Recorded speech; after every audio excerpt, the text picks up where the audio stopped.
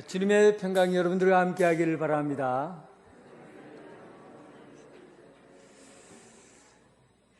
추석 대명절을 맞이해서 고향 찾아오시고 또 고향 교회에 참여해서 예배 드리는 여러분 환영합니다. 고향에 대한 대중가요들이 많이 있어요. 그 중에서 가장 오래된 노래가 타양살이라는, 타양살이 몇 해던가 손꼽아 헤어보니, 아시죠? 고향 떠난 10여 년에 청춘만 늙고, 여기에 이제 고향 노래에 관한 가장 오래된 대중가예요. 그리고 김정구 씨가 부른 두만강, 두만강 푸른 물에 너젓는 뱃사, 뽕짝이 잘 안 돼요 제가. 이런 노래도 있고, 그리고 여러분들이 잘 아는 고향 노래가 또 하나 있어요. 조용필의 돌아오라 돌아와요 부산항에. 이게 다 고향 노래예요. 그러니까 이런 고향 노래들을 부르면 이거 마음 깊숙한 곳에서 울려오는 찡 하는 울림이 있지 않아요? 없습니까? 고향 노래만 불러도 그냥 찡 하잖아요. 표현을 내가 정확하게 하는지 모르겠어요. 고향 생각하고 고향 노래만 불러도 마음이 찡 하는 울림이 있습니다. 그런데 이 찡 하는 울림이요, 이 정말 중요한 겁니다. 왜냐하면 사람은 본향을 향해 살아가기 때문에 그래요. 그래서 세상 모든 사람들이 천국이 있나 천국이 없나 라고 말을 해도 가만히 보면 고향의 노래만 불러도 찡 하고 울리거든요. 그러면 하나님께서 우리 본성에 심어주신 고향을 향해서 고향을 향한 그리움, 고향을 향해서 가고 싶은 그 보고 싶음, 이런 것들이 하나님이 우리 본능 속에 다 심어주셨어요. 그러다 보니까 고향 이야기만 나와도 마음이 움직이는 겁니다. 결국은 우리가 천국의 이야기는 우리가 찾아가는, 가만히 있어도 그 방향을 잡고 가는 그 길이 천국이고 본향이에요. 그래서 본향은 우리가 가야 될 곳입니다. 그리운 곳이에요. 보고 싶은 곳이에요. 그리고 가고 싶은 곳이에요. 그 곳이 바로 하나님 계신 아버지 집, 그 본향이라는 겁니다. 오늘 본문은 예수님께서 십자가에 못 박혀 죽으시려고 떠나가시려는 그 장면에 제자들에게 그 마음이 너무 안 돼서 제자들에게 용기를 주는 말씀입니다. 예수님께서는 제자들에게 이렇게 말합니다. 너희는 마음에 근심하지 말라. 이 얼마나 근심이 되었으면 예수님께서 제자들에게 너희는 마음에 근심하지 말라고 그래요. 예수님과 제자들이 어떻게 살았습니까? 젊은 청춘을 예수님 앞에 다 바쳤어요. 꿈이요, 희망이요, 소망이신 예수님께 청춘을 다 바쳤어요. 뿐만 아니라 자기 집의 재산, 또 삶의 모든 것들을 예수님께 다 드렸어요. 그리고는 예수님과 함께 살고자 떠나온 삶입니다. 함께 배고팠고, 함께 오병이의 기적을 맛보고, 또 거센 파도를 건너고, 인생에서 참 주님과 동행하면서 겪었던 수많은 것들을, 주님이 참 하나님의 아들이구나, 메시아구나라는 것을 알 정도로 주님과 함께 동행했어요. 그런데 주님이 떠나가시겠다는 겁니다. 이 제자들을 두고 떠나가시겠다는 거예요. 그리고는 내 마음에 근심하지 말라. 여기서 여러분 근심이라는 단어가 헬라어를 보면 그냥 가벼운 단어가 아니에요. 그냥 얕은 근심이 아니라는 얘기입니다. 헬라어에서 근심이라는 단어는 타라소라는 말을 쓰고 있는데 이것은 두려움과 공포를 동반한 두려움과 공포를 동반한 강한 느낌이 있는 근심이에요. 충격적인 두려움을 의미합니다. 얼마 전에 태풍이 불어왔을 때 포항의 어느 아파트에서 젊은 부모와 15살 된 중학생 하나가, 특히 엄마와 이 아들이 주차를 했는 그 차를 빼러 가다가 엄마 내가 같이 가줄까 해서 따라 나왔다고 그래요. 그리고는 그 엄마가 주차를 하려고 한 그때 물이 쓸려 내려와서 이 아이만은 살려야 되겠다고 문을 열고 아이는 내보내고 자기는 이 아이를 살려내고 죽어도 좋다 하는 그런 마음으로 아이를 보냈는데 아이가 죽고 엄마가 살아났어요. 그때 받은 충격, 그 아이가 죽었다는 소식을 들었을 때 그 충격이 어떻겠어요? 그 충격이, 그 근심이라는 말이 이와 같은 타라소라는 말을 이럴 때 쓰는 단어입니다. 충격. 이때 그 충격 때문에 그 어머니는 정신을 잃을 정도였고 공황장애가 그에게 찾아온 거예요. 그 심한 공포와 두려움, 아이를 먼저 보내서 살리려고 했지만 아이가 죽었을 때 그 충격, 이걸 타라소라고 그래요. 오늘 예수님께서 제자들이 지금 겪고 있는 혼란과 두려움은 바로 이와 같이 강력한, 예수님과 함께 이제 이 세상을 펼쳐나가겠다는 그 힘과 소망과 꿈을 한꺼번에 다 잃어버린, 미래를 잃어버린 완전한 절망 가운데 빠지는 그 이야기를 예수님께 들은 거예요. 내가 떠나가야 되겠다. 그때 받은 충격 때문에 타라소, 근심에 쌓이게 된 겁니다. 이런 근심에 쌓여 있을 때 예수님께서 제자들에게 하나님을 믿고 또 나를 믿어라. 하나님을 믿고 또 나를 믿어라. 믿고 또 믿어라. 믿음을 강조하고 있죠. 믿고 또 믿어라. 이런 충격 가운데 경험하는 이 근심들을 어떻게 이겨낼 수 있겠어요? 여러분, 어떻게 해야 이 충격에서 벗어날 수 있겠습니까? 자녀를 잃은 것 같은 그 충격을 어떻게 해서 여기서 벗어날 수 있겠어요? 아마 밤새도록 잠을 한 잠 못 잘 것이고, 그리고 걸어가도 차를 타도 밥을 먹어도 아이 생각에 떠나가지 않을 겁니다.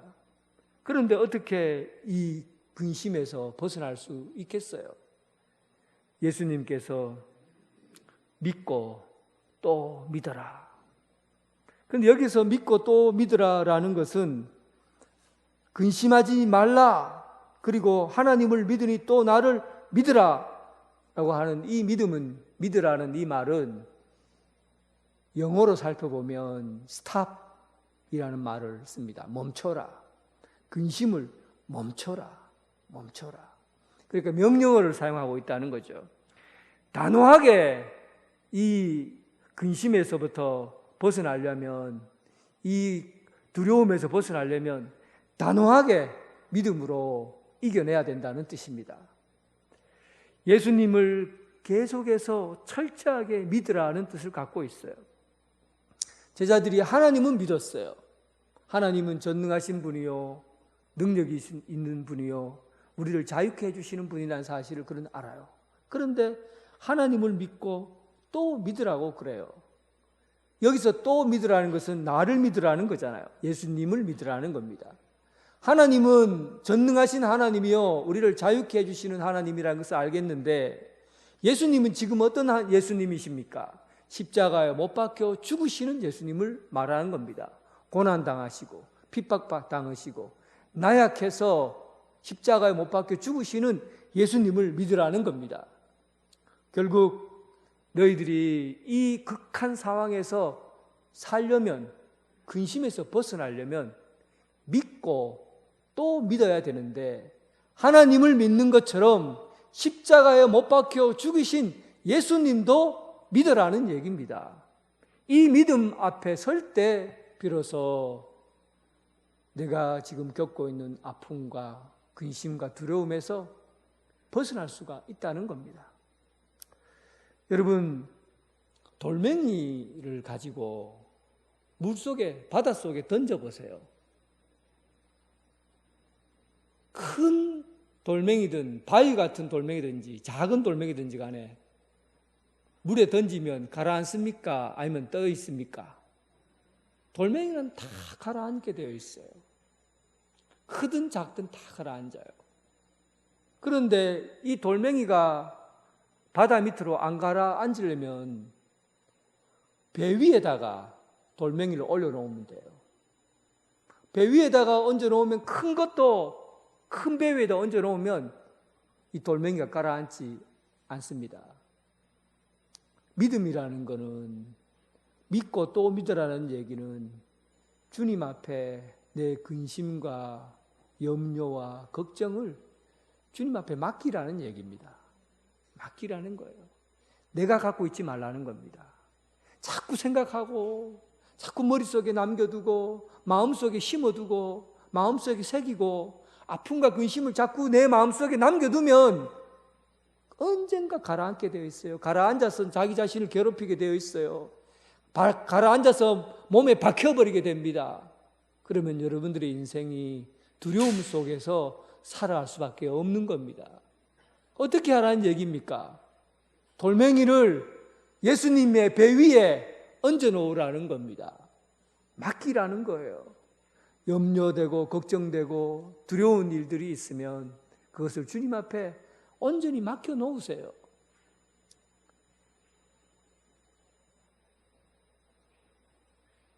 그리고 예수님께서 제자들에게 또 한 가지 선물을 허락해 주십니다.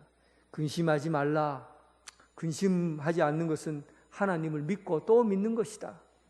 하나님을 믿고 또 믿는 것은 그 근심을 내 마음속에 두는 것이 아니라 예수님 앞에 온전히 마음 들여서 예수님 앞에 맡겨서 주님이 그것을 다 해결할 수 있도록 맡겨버리라는 겁니다. 그리고 주님께서 그 제자들에게 선물을 주시려고 해요. 내 아버지 집에 거할 곳이 많도다.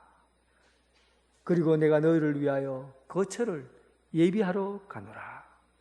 내 아버지 집이 거할 곳이 많다는 겁니다.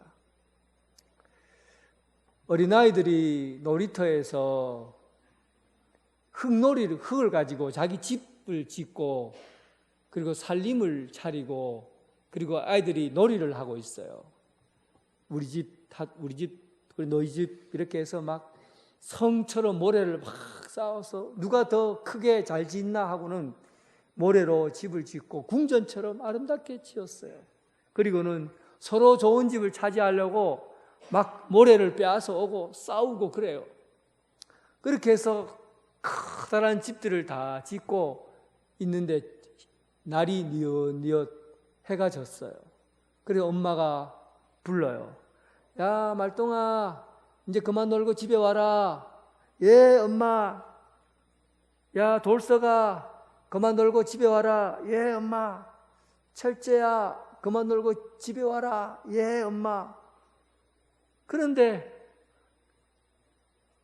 어떤 아이들이 놀라고 이름 부르니까 들어올 때 어떻게 합니까? 멋지게 짓고 아름답게 지은 집을 발로 한번 팍 차고는 아이고 잘 놀았다 하고는 궁둥이 턱턱 털고 그리고 집으로 와요. 놀 때는 그것이 아까워서 서로 막 지으려고 하고 아름답게 만들려고 했는데 그 아름다운 집보다도 엄마가 불러서 들어가는 그 집이 더 좋다는 걸 알거든요. 그러니까 지금 놀고 있는 집들은 그거 아무것도 아닌 거예요. 발로 툭 차고 먼지 툭툭 털고 하나도 가지고 오지도 않고 집으로 돌아옵니다. 여러분, 우리가 이렇게 산다고요. 여러분들이 지금 집을 짓고 사는 거는 모래성을 쌓는 거예요. 아무리 아름답고 멋지게 다 지어도 하나님이 여러분 부르면서, 이름 탁 부르면서 오라고 하면 여러분 집 그거 가져갑니까? 아니면 하나님 나라 가면은 더 좋은 집 있습니까? 그러니까요. 이 집은 더 좋은 거 살려고 하고 막 바둥바둥거리고 다 많은 거 잡으려고 하지만 결국은 먼지밖에 안 돼요. 먼지 툭툭툭 털고 그냥 더 갑니다. 왜냐하면 아버지 집이 더 좋은 집이기 때문에 그래요. 더 화려하고 더 아름다운 집이기 때문에. 송복모 교수가 쓴 책에서 본 내용입니다. 거기 보니까 천국에 가면 미안하게 생각하는 세 가지가 있대요. 천국에 가면. 여러분들도 천국에 가면 세 가지가 미안할 겁니다. 뭐가 미안한가 하면 첫 번째는 이렇게 좋은 곳에 혼자 와 있어서 세상에 남아있는 가족들에게 미안하다. 천국에 가니까 이 세상하고 비교할 수 없을 만큼 너무 좋은 거예요. 그래서 이곳에 혼자 와 있어서 미안하다. 그리고 두 번째는 나를 그리워하며 슬퍼하고 있는 가족에게 돌아가고 싶은 마음이 전혀 들지 않아서 미안하다. 예, 그렇답니다. 천국 가면 돌아가고 싶은 마음이 전혀 들지 않는데요. 그래서 미안하다. 세 번째는 내 힘으로 오게 된 것이 아니요 주님의 한량없는 자비하심으로 여기에 천국에 온 것이어서 주님 앞에 마냥 미안하다. 여러분, 천국 가면 미안한 게 있어요. 이 땅에 내가 내려가고 싶어도 내려가지 않게 되는 그런 마음 때문에 가족이 슬퍼해도 다시는 내려가고 싶은 마음이 없어져서 그렇게 홀로 좋은 데 있어서 미안하답니다. 이 땅에 사는 것보다도 천국에 대한 삶이 더 좋다는 것을 감각적으로 느껴보라는 얘기예요. 여러분, 이런 감각이 없잖아요. 그냥 여기서 이 땅에서 파묻혀 살다 보니까 천국이 그렇게 좋나? 뭐 이런 마음 듭니까? 제가 지난번에 설교 때 한번 말씀을 드렸는데 참 그 정집사 얘기예요. 대구에서 장례식 제가 참석했었어요. 그 정집사님이 참 내가 개인적으로 사랑하고 존중, 존경하고 참 좋아하는 집사님이신데 이분이 나이 76세 때 돌아가셨어요. 근데 그때 장례식 거기에 부고가 와서 제가 그 장례식에 갔습니다. 갔는데 그 권사님이 나와서 저를 보고 엉엉 울어요. 그리고 한참 울고 난 다음에 자기 죽기 전에 있었던 이야기를 하는 거예요. 목사님, 우리 정집사님요 참 행복하게 죽었어요. 그러면서 얘기를 해요. 그래, 이분이 이제 나이 말년에 나이 70 학교 은퇴하고 나서 이제 자기가 그 암에 걸렸는데 1부 때는 기억나는데 2부 때는 잊어버렸네. 그 암에 걸려서 근데 그 암이 이제 손을 쓸 수 없는 단계에 왔다고 그래요. 그래서 의사가 자기 그쪽 분야의 전문가인데 이분 보고 자기 이 정집사님의 며느리도 의사고 그래요. 그래서 이 정집사님에게 의사가 그러더래요. 아, 당신이 조금만 일찍 왔으면 내가 수술할 수 있을 텐데 조금만 일찍 오시지 그랬어요. 그래요. 그러자 정집사님이 제가 죽습니까? 그러니까 예, 그래요. 아, 그래요? 허허허허 잘 됐네요. 나는 천국이 더 좋아요. 의사가 깜짝 놀란 거예요. 보통 사람들은 말깁니다. 이제 정리하시죠. 이러면 막 얼굴을 쳐다보지 못할 정도로 색깔이 싹 변하고 그러는데 이 사람은 허허허허 잘 됐어요. 나는 천국이 더 좋아요. 이제 좋은 데 가는데요. 그러고는 문을 닫고 나가더래요. 의사가 감동을 받았대요. 이 사람이 믿는 사람인지 안 믿는 사람인지 모르겠어요. 그런데 감동을 받았대요. 야, 내 생에 저런 사람 처음 봤다. 그리고는 내가 어떤 수단과 방법을 가리지 않고 저 사람 살려야 되겠다. 그리고는 그 사람을 살리려고 의술을 그쪽 방면의 최고인 전문가하고 상의를 하고 그리고는 그 사람에게 전화를 했어요. 정 집사님에게 전화를 했어요. 이제 내가 당신을 살리려고 하니까 며칠까지 병원에 와서 다시 검사 맡으라고 그래요. 그러니까 그분이 그래요. 선생님 고맙지만 됐습니다. 저는 이대로 있다가 천국 갈랍니다. 그러면서 웃으면서 끊더래요. 그리고 이제 돌아가셨어요. 삶이 여러분 천국에 대한 감각을 가지고 사는 사람은 현실에 대해서 굉장히 강한 힘을 갖고 살아요. 천국에 대한 현장감을 갖고 있는 사람.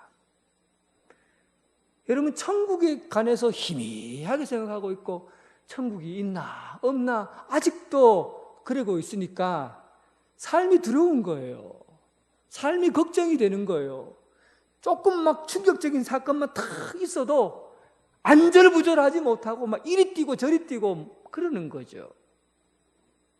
천국에 대한 확신, 하나님 나라에 대한 분명한 비전, 그걸 가지고 있는 사람은 세상에 무엇이 그래 두렵겠어요. 본향에 대한 이런 느낌을 좀 가져보세요. 하나님의 집에 대한 그 감각을 한번 느껴보시라고요. 3절에 보니까 나 있는 곳에 너희도 있게 하리라. 이 말은 예수님께서 미리 가서 준비해 놓겠다 그런 얘기입니다. 2000년, 딱 2000년까지 비둘기호가 있었습니다. 비둘기호. 타보셨죠?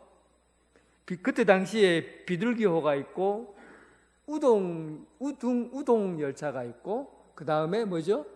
새마을호가 있었죠. KTX 없을 때. 그때 대합실에서 가만히 앉아 있으면 참 재밌는 일들이 벌어집니다. 비둘기호 열차가 탁 와서 딱 대기하고 방송이 나옵니다. 예, 메토 비둘기호 몇 시에 도착했습니다 하면 방송이 탁 올라자마자요 의자에서 사람들이 일제히 일어나갖고 가방을 싸고 막 달려갑니다. 들고 업고 막 달려가요. 막 달려가서 그리고는 막 급하게 올라타요. 그런데 새마을호 열차가 도착했습니다 하면요 사람들이 급하게 막 일어나지 않고 천천히 탁 일어서갖고 물도 한 잔 마시고 느긋하게 탁 지나갑니다. 새마을호 타는 사람은 왜 이렇게 느긋하고 그리고 여유가 있고 그리고 비둘기 타는 사람들은 왜 이렇게 급하게 막 이렇게 조바심을 느끼면서 이렇게 달려갈까? 새마을호 타는 사람은 더 교양이 있고 돈을 많이 벌고 높은 지위에 있는 사람인가? 그래서 그런가? 비둘기 타는 사람은 돈도 없고 가난하고 막 그런 사람이어서 그런가? 아니에요, 여러분. 딱 한 가지 차이가 있습니다. 뭐냐면 새마을호는 자리를 지정하는 지정석이고 비둘기호는 먼저 간 사람이 자리에 앉는 겁니다. 그러니까 지정석에 있는 사람들은 여유가 있어요. 느긋해요. 어차피 내 자리는 비어 있으니까 천천히 가도 되고 빨리 갈 필요도 없고 여유가 있는 거예요. 여러분, 천국에 가면 예수님께서 천국 열차를 미리 예약해놓고 준비하고 계시다는 겁니다. 예수를 믿고 세례를 받고 구원받은 사람들에게 예수님이 그 자리를 미리 다 지정해놓고 기다리신다는 거예요. 오늘 본문 말씀을 제가 풀어서 쉽게 얘기하자면, 그러면 우리의 걸음걸이가 예약되어 있는 사람들의 걸음걸이는 어떻게 되겠습니까? 좀 여유가 있어야 되지 않아요? 좀 푸근해야 되지 않아요? 좀 마음이 좀 넓어야 되지 않아요? 왜 여러분 천국 열차 지정석에 있는 사람들이 왜 이렇게 서둘러요? 왜 이렇게 마음이 급합니까? 왜 이렇게 집착해요? 마음이 왜 이렇게 좁아요? 천국 열차를 미리 끊고 예수님께서 거기에 미리 가서 내가 너희를 위하여 자리를 다 예비해 놓고 있겠다, 준비해 놓고 있겠다, 이런 사람들에게 가져야 될 마음은 여유입니다. 여유. 좀 큰 마음이에요. 집착하지 말고 털어버려요. 이런 마음이 천국 열차의 지정석에 앉는 그런 사람의 삶의 자리예요.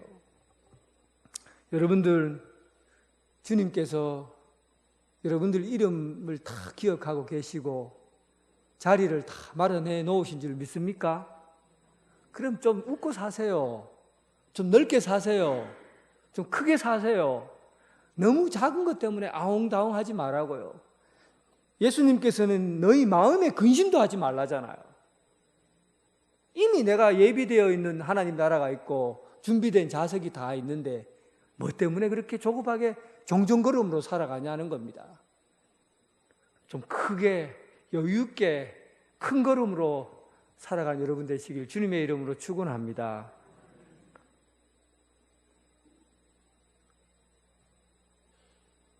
천국 길은 예수님께서 4절에 이렇게 말씀하셨어요. 내가 어디로 가든지 그 길을 너희가 아느니라. 너희가 어디로 가든지 그 길을 너희가 안다. 그러니까 우리 인생이 어디를 가도 분명히 천국 가는 길인 걸 알면은 지금 여기에 서 있는 자리가 지금부터가 천국의 삶을 내딛는 그 걸음이라는 겁니다. 인생이 굉장히 복잡한 것 같아요. 거미줄같이 굉장히 복잡해요. 당장 내일 무슨 일이 일어날지 몰라요. 당장 눈앞에 1분 뒤에 무슨 일이 일어날지 몰라요. 그런데도 이렇게 복잡하고 내일이 어떤지도 모르는 이런 때에도 우리는 지금 천국 가는 길 위에 있는 사람이라는 뜻입니다. 시에라 카타리나라는 사람이 이런 말을 했어요. 함께 따라해 보겠습니다. 천국으로 가는 길은 줄곧 천국이다. 여러분들이 지금 천국에 가는 길 위에 있으면 그것이 천국이에요. 그때부터 이미 천국이 시작된 겁니다. 여러분들은 지금 천국에 가는 길 위에 있습니까? 지옥에 가는 길 위에 있습니까? 지금부터 천국이에요. 물론 죽어서 천국 가는 것은 좋은 일이지만 지금부터 천국에 있는 것입니다. 예수 믿는 사람은 천국 길 위에서 발을 옮기는 사람이에요. 지옥 길 위에 발을 얹고 있는 것이 아니라 천국 길 위에 우리 발이 놓여져 있다고요. 그래서 우리가 어떤 걸음을 내딛어도 끝내는 천국으로 갑니다. 지금 당장에 웅덩이에 빠진 것 같아도 그것도 천국 위에 있는 거예요. 지금 굉장히 근심되는 일, 걱정되는 그런 일 가운데 빠져 있어도 끝내는 우리는 천국 갑니다. 천국 가는 길 위에 있기 때문에. 여러분, 목적지가 천국이면 그 걸어가는 과정도 천국이라는 것. 그래서 모든 삶의 과정을 천국의 길인 줄 알고 모든 인생을 사랑하고 그 길을 위해서 주님을 찾는 여러분 되시길 주님의 이름으로 축원합니다. 하나님 아버지 감사합니다. 고향을 찾아 떠나는 우리들의 마음처럼 우리의 본성 깊은 곳에서 숨겨있는 천국, 하나님 나라, 그 나라를 위해서 오늘도 여기에 서 있습니다. 우리가 가는 발걸음은 항상 복잡하고 내일 어떤 일이 벌어질지, 당장 1분 후에 어떤 어려움이 닥칠지 아무도 모르지만, 그러나 그 길 위에 언제나 천국이 있다는 것을 알고 예수님 믿고, 예수님이 생명의 길이요, 예수님께서 진리의 길이요, 예수님께서 영생의 길인 줄 알고 예수님만 믿고 온 걱정과 근심과 염려에 쌓여 살지 않고 주님 앞에 온전히 맡기며 믿음의 길을 걷게 하여 주옵소서. 예수님 이름으로 기도드립니다. 아멘.